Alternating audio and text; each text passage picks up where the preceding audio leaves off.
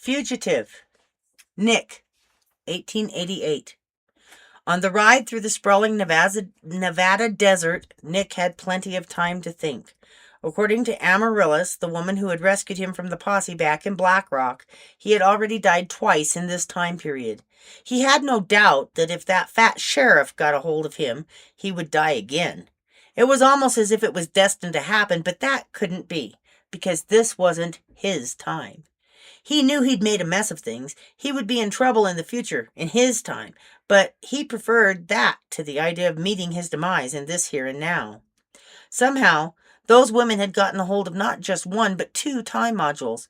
The Mexican bitch and that crone woman have been jumping around in time, changing things randomly, creating numerous temporal ripples. If he could find her, perhaps he could get a hold of at least one. Then he could take himself back, which would offer the chance to correct the timelines before there were repercussions for his actions.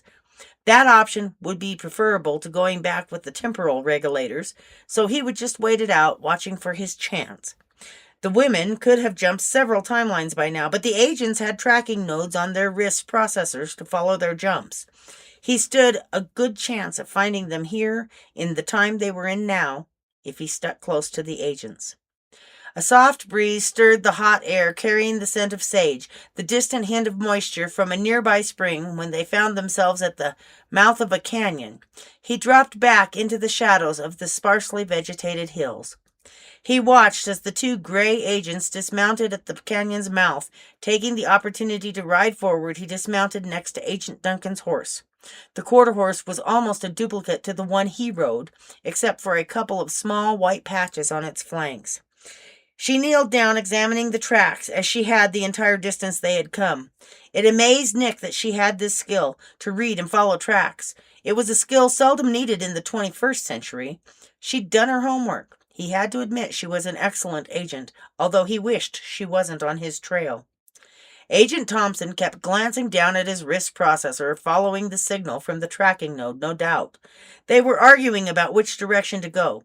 Agent Duncan wanting to ride straight into the canyon, following the single set of tracks, while Agent Thompson argued in favor of climbing up the hill, following the signal from the tracking node.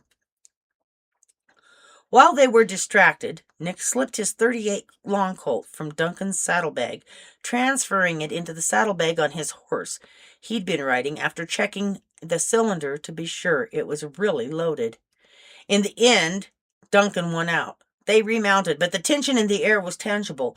It wasn't a wise decision, in Nick's opinion, because they wouldn't have any cover. They would be like sitting ducks if anyone was in the hills above. Taking the high road would offer the element of surprise, which Nick felt was much wiser. They didn't wait to see if he would follow, so he remained on foot, watching them go. He let them get just over the first rise, past a stand of Joshua trees where they were out of sight, before mounting his horse, guiding him up the rocky terrain of the surrounding hills.